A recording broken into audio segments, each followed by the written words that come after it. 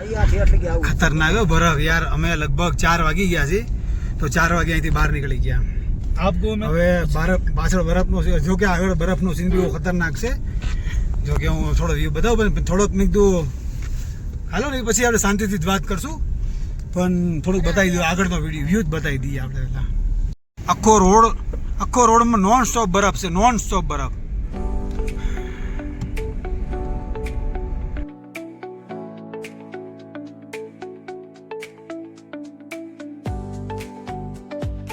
જો આવી જગ્યા પર બરફમાં તમે આ લોકો જેમ ઉપર જાય છે, ઉપર તો નથી જતા, એ લોકો સાઈડ પર જ ઊભા છે। જો આવી રીતે ઉપર બરફમાં જાઉં તો લગભગ મારે ખાલી અડધા અંદર ઘૂસી જાઉં। આ જો યાર ફૂલ મોજ કરે છે આ લોકો। હું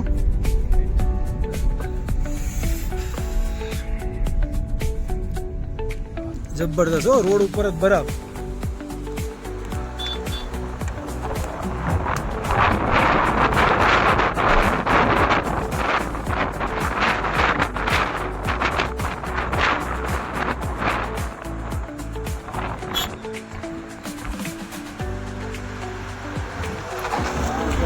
લાગે છે એવું કે મારું જોઈને કાકા એમ કહે કે મારે યુટ્યુબર બની જવું છે।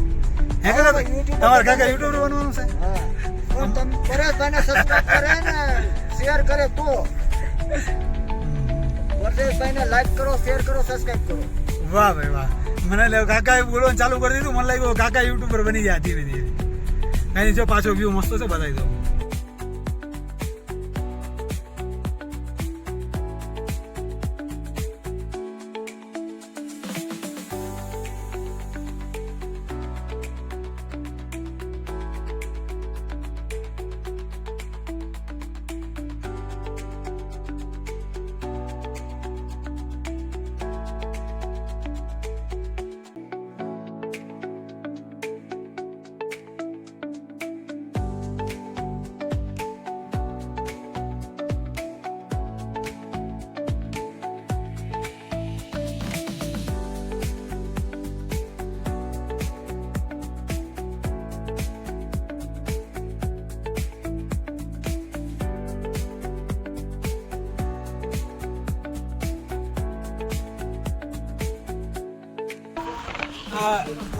હિમાચલના સ્પેશિયલ ડ્રાઈવર છે।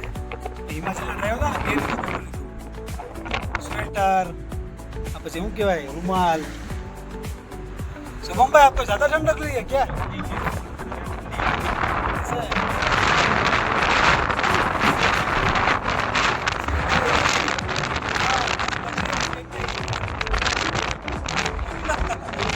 बोल रहे कि हम भी इंसान है तो पहनना तो पड़ेगा। तो સાચી જ વાત છે ને ભાઈ, ઠંડી લાગે તો પહેલા હું તો કેવું મારું તો કામ થોડો હું ફોર્મમાં આવી જાઉં તો હું થોડું પહેરવાનું બંધ કરી દઉં કે ભાઈ મને ઠંડી નથી લાગતી। બાકી ઠંડી તો મને લાગે જ છે, તો બધાને કહેવાય નહીં, સમજા? बराबर ने, ठंड तो मुझे भी लग रही है लेकिन मैं किसी को बताता नहीं। सोचता हूँ चल आया हूँ तो एक्सपीरियंस एक बार कर ही लेता हूँ। तो कहीं नहीं, चलो હવે આગળ જઈને વ્યૂ તો કેટલો બતાવશું, હવે આગળ જઈને જોઈએ। થોડા ગરમ હવા શેકી લીધી, અંદર જઈએ। અંદર પૂરા લોકો ખબર ને અંદર હોટલમાં જમવા ગયા છે, જોઈ લી અંદર બે ગયા લોકો। ઓલા હે કોને જમવું? ચક્કર જેવું આવે છે, જમવું નથી। રોહતાંગ ટનલ, રોહતાંગથી લગભગ અમે 4:30 વાગે આજુબાજુ નીકળી ગયા હતા, તો અત્યારે લગભગ 5, 5:30 થયા છે। અને અટલ ટનલ 30 કિલોમીટર દૂર છે, 30 કિલોમીટર।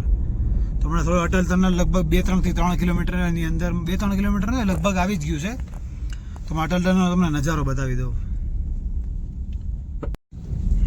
इस साइड लेने हैं या दूसरी साइड लेने हैं, फ्लैग की साइड है? तुमको जहाँ ठीक लगे वहाँ। इस साइड भी फ्लैग है, उस साइड भी फ्लैग है, पर उस साइड बड़ा फ्लैग है। देख लो आप बोलो का क्या करना है, इस साइड लेने हैं। तुमको जहाँ ठीक लगे, देखो इसने दबा दिए। क्यों? અટલ ટનલે શૂટિંગ કરવા ઊભા છે કે जाओ ले लो। અટલ ટનલનો રસ્તો સામે છે। અટલ ટનલ જવા માટે અહીંથી આખો પહાડમાંથી આ લોકોએ રસ્તો બનાવેલો છે। નીતિન ગડકરીને જો કે આપણે સલામ કરવું જોઈએ કે આવા રસ્તા પરથી એ લોકો ટનલ બનાવી છે। જો કે આપણા પૈસે જ બનાવી છે, પણ આ તો હવે કારીગરી કહેવાય ભાઈ। એક વિચાર આવવો બી એક મોટી વાત છે. તો ત્યાં જઈને આપણે અટલ ટનલને જોઈએ ને પછી અટલ ટનલથી આપણે આર પાર થવાનું છે. અટલ ટનલનો થોડોક સામેનો વ્યૂ છે.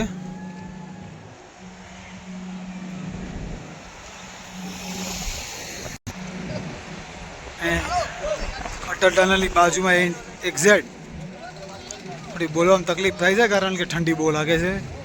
તો અટલ ટનલની બાજુમાં ઇન્ડિયન ફ્લેગ થોડો અંધારું દેખાય છે. થોડું ઝૂમ કરીને જોયું બધા ઇન્ડિયન ફ્લેગ ને ઠંડી બહુ છે ભાઈ. ઠંડી ફૂલ ઠંડી છે. મને લાગે છે બરફ તો અહીંયા ઠંડી ઓછી ત્યાં અહીંયા વધારે લાગે છે. આ છે Atal tunnel. Atal tunnel Rohtang north portal. બરાબર આવડતું નથી પણ જે છે એ આપણે કહી દઈએ.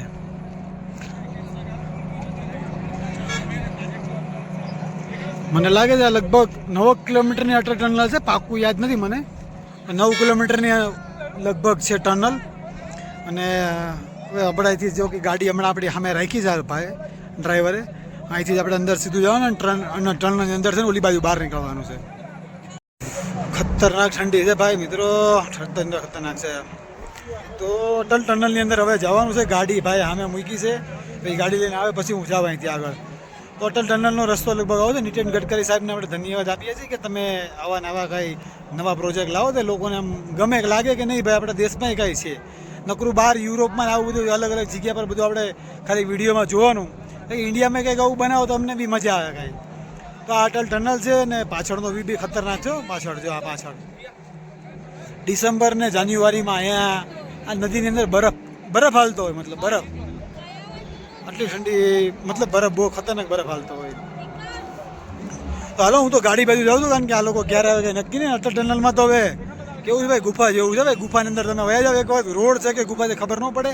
પણ એક વસ્તુ છે કે ભાઈ શોર્ટકટ કરી દીધો. શોર્ટકટ કરી દીધું એ બહુ મોટી વાત છે કારણ કે સમજો કદાચ અટલ ટનલ ન બની હોય તો ક્યાં અંદર ફરીને જવાનું. ક્યાંથી ફરીને જવાનું આપણે નથી ખબર પણ કેવડો મોટો રસ્તો થતો હોય. આપણે એક તો આપણા દેશની અંદર પહેલેથી ઓલરેડી તકલીફ પેટ્રોલ ડીઝલ તો નીકળતું નથી. નીકળતું હશે તો બહુ ઓછી માત્રામાં નીકળે છે. તો આવા શોર્ટકટ રસ્તો બની જાય તો પેટ્રોલ ડીઝલની બી બહુ ખતરનાક બચત થઈ જાય. મતલબમાં બહુ વધારે બચત થઈ જાય. ખતરનાક તો હું પણ બહુ વધારે બચત થઈ જાય. અને થોડું ઇન્ડિયન લોકોને બી પ્રાઉડ થાય કે નહીં આપણા દેશમાં એ કઈ વસ્તુ છે. ટેકનોલોજી છે બધું છે. તો ચલો હવે જઈએ આપણે ગાડી પાસે ને પછી ત્યાંથી આપણે આગળ કંઈ જોવા જેવું હશે તમને बताવીશ. मैं ऐसे जैसे कि जानना चाहता हूँ. मैं तो जैसे कि गुजराती में ब्लॉग बनाता हूँ लेकिन आपके साथ में थोड़ा हिंदी में बात करता हूँ. जी जी बोलिए सर. जैसे समझ लो कि अटल टनल अभी बनी है. जी. कितना टाइम हुआ है बनते हुए. मतलब इसको हो गए चालू कब हुए. मतलब बन तो बहुत सारे से बनती होगी. 19 को ये शायद यार 19 से 1800 ऐसे ही. अरे मतलब स्टार्टिंग चालू हाँ कब चालू हुई. 18-19 में हुई है.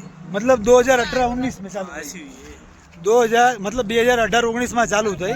तो 2018-20 के पहले ये रास्ता कहाँ से मतलब निकलना पड़ता वहीं है. से रोहतांग होके जाते हैं. रोहतांग होके आते हैं पहले. मतलब जहीं से वहीं से आए वहीं से वापस वहीं जाना से पड़ता है. जैसे ये है ना ये ले वाला रास्ता है तो यहीं से वापस वहीं जाना पड़ता है. वहीं से जाना पड़ता है मतलब मनाली के लिए. मतलब यहाँ से था पहले रास्ता. अभी न्यू बना नहीं है. तो मतलब ये रास्ता जो बना वो अच्छी बात हुई कि गलत. 50 किलोमीटर कम हो गया ना से. जो મેં તમને કીધું હતું લગભગ મને ખબર હતી કે લગભગ કિલોમીટરમાં ફરક પડી જ ગયો હોય. 50 કિલોમીટરનો લોકોને ફાયદો થઈ જાય ક્યાંયથી જાય તો પેટ્રોલ ડીઝલની તો સારી એવી બચત થઈ જાય. मतलब आधे घंटे में से आधे के 15-20 मिनट में इससे बाहर निकल जाते ना. इस रास्ते से आते पहले ट्रैफिक जाम होता था 5-6 घंटे 9-10 घंटे लगते थे. जैसे ट्रक वगैरह खराब होता तो दिक्कत होती है लोगों को. यहाँ से शॉर्टकट हो गया बहुत ज़्यादा ले जाने वालों के लिए. अपने आर्मी वालों के लिए बड़ी हो गया. તો આ ભાઈનું કેવું એવું છે કે જો રસ્તો જે ઓલી બાજુથી કાઢતા તો લગભગ 1.5 કલાક 2 કલાક થઈ જાય. જો ટ્રાફિક જામ થઈ ગઈ તો 3-3 4-4 કલાક થઈ જાય. ટ્રાફિક ન હોય તો બી ટાઈમ તો લાગી જ જાય. बाकी यहाँ पर घूमने जब आओगे तब बता देंगे बाकी डिटेल. बाकी यहाँ हाँ वो तो अपने हिसाब से बता देंगे लेकिन मैं आपको बता दूं कि ये रास्ता बन गया ना तो गुजराती में कहो कि जो रस्तो बनी गयो तो 15 થી 20 मिनट ની અંદર આ ટનલ કપાઈ જાય છે. मतलब टनल ने हर बार टनल कितने किलोमीटर की ये है. 9.2 किलोमीटर की टनल है सर. 9.2 किलोमीटर की टनल है. तो हम उधर से अभी निकलेंगे और टनल का थोड़ा सीन लेंगे और आपको दिखाएंगे.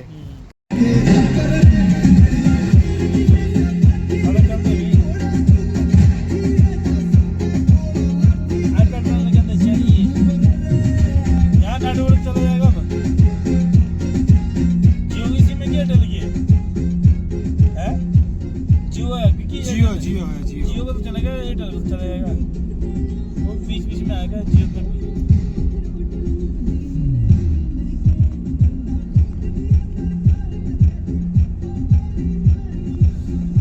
यार मजा तो बहुत મિનિટ થઈ ગઈ છે અને અટલ ટનલ હવે લગભગ પૂરી.